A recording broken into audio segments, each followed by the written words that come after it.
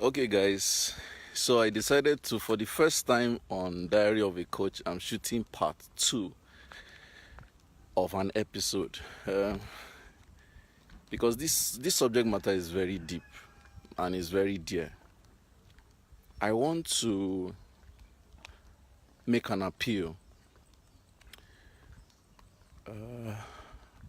See, guys, when the chips are down, we are actually on our own. Let me tell us the truth. Some of you have borne a lot of pain. Some of you have sacrificed a lot. Some of you have gone through a lot of stress. Some of you have gone through a lot of crisis. Some of you have given all you can to life. And it doesn't look like anything is making sense. You know, I see people say, oh, I'm relocating out of the country. I'm moving out of the country. Nigeria is not working. Nigeria is stressful. And I can relate. The truth is, I also cannot promise you that if I have the opportunity or if I make up my mind, I will not leave. No, that's not the point. But you know, when we look at it technically, the situation of our emotional crisis is a global problem. There is no country you relocate to that you will not face this same crisis. It's a human problem. The problem of shame, fear, and regret is a human problem. And we must come to terms with the fact that until people can handle shame, handle fear, and handle their regrets, they really cannot overcome in life.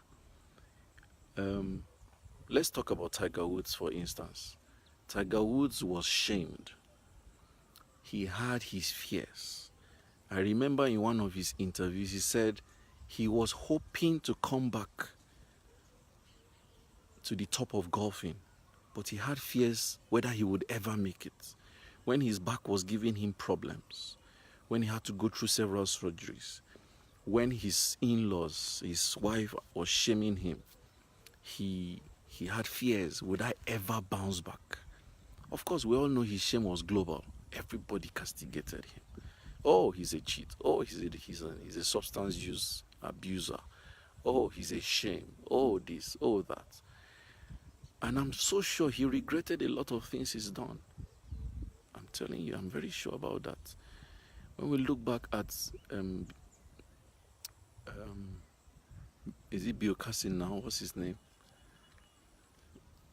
Yeah, I think it's Bill Cassin, Michael Jackson, Whitney Houston, even Tupac, all these guys. If we bring it back home, I'm sure people like, what's this man that was disrupting Jega's election then? What do we normally call that guy's name? Different people have done shameful things. So I'm taking my time to explain to you that none of us is immune to anything we have done that is shameful. None of us is immune to things we've done that make us afraid. None of us knows the future. None of us. So we're afraid of the tomorrow. We're afraid of, am I going to succeed? I remember that sometimes I'm afraid, can I pick my bills? I'm afraid that, oh, my daughters are growing so fast. Will I be able to give them the kind of care that I want? I'm afraid that, oh, I have had a terrible experience in relationships. Can I have a promising one? I'm afraid of, everywhere there's cancer everywhere. Is anyone in my family going to go through this seemingly scary trend? So I'm ashamed of many things. I'm afraid of many things. And I regret many things. And every one of us goes through the same emotions. And these emotions have a direct impact on our body. Because guess what? Every time you feel shame or fear or regret, subconsciously, you lower your potential. It becomes a trust issue psychologically. So you begin to ask yourself questions that give you doubts. You are self-doubting because you are afraid, you are ashamed, and you regret. The moment you have self-doubts, guess what? Your performance will drop. When your performance drops, you begin to feel more negative emotions. And as you feel more negative emotions, your hormones begin to respond. Every physical sickness is a hormonal discharge. Every physical illness has a hormonal discharge. But every hormonal discharge that is excessive, that is beyond the requisite measure, comes from a negative expression of emotion. So when you have excessive fear, excessive regret, excessive shame, the feelings that come from it, if they are intense, if they are unregulated, if they are retained, if they are taking too long, if they are unresolved, it will trigger hormonal response that is too much or too little. Then it will impact on your physical health. So you begin to have things like palpitations, heartburn, ulcers, back aches, waist aches, calf aches, ankle pain, migraines, sleepless nights, erratic behaviors. So there is a direct relationship between your emotions and your physical health. And then when it gets to the head, when you are really tired of everything, you're tired of the status quo, you begin to ask yourself, why am I living? What is the essence of this life self? So to wrap up this episode, this is a 2-part episode of Diary of a Coach. To wrap up this episode, I would like to encourage you, please, anyone that is around you, do not be the source of fueling their shame, their fear, and their regrets. Don't be the person. Don't be the one that is reminding people what they have done wrong. Some people are like that. I've had some people in my life, they know my story. Their work is to be reminding me. They think they are encouraging, actually. They think they are counseling. They think they are trying to motivate you, but they are taking you back. You don't need this kind of people.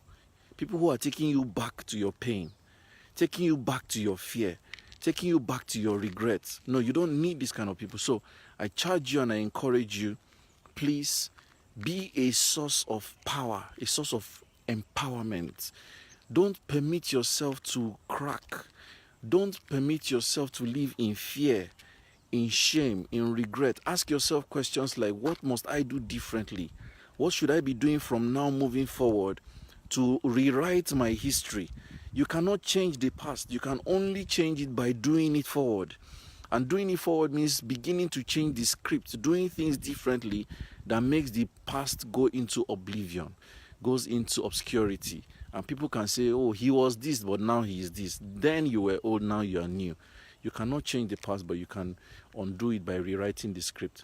So this is episode 46, part 2 of Diary of a Coach. If this has made any sense to you, kindly share it. Thank you for joining my episode. I'm grateful. Let's keep praying for our land. Let's also become agents of change. Let's be agents of positive energy. Everybody is just trying their best, and by the grace of God, we will succeed. Let us increase our knowledge of God. Let us not just be lying religious people. Let us truly know God. Let us study the power of forgiveness. Let us study the power of giving.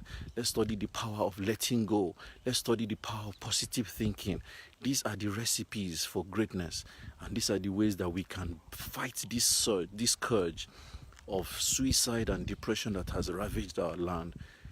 God would help us. I love you guys.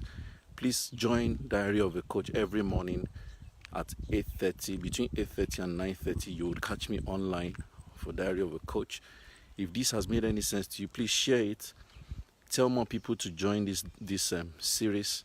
And most importantly, if you have any need for support, call our helpline 0807 361 0884.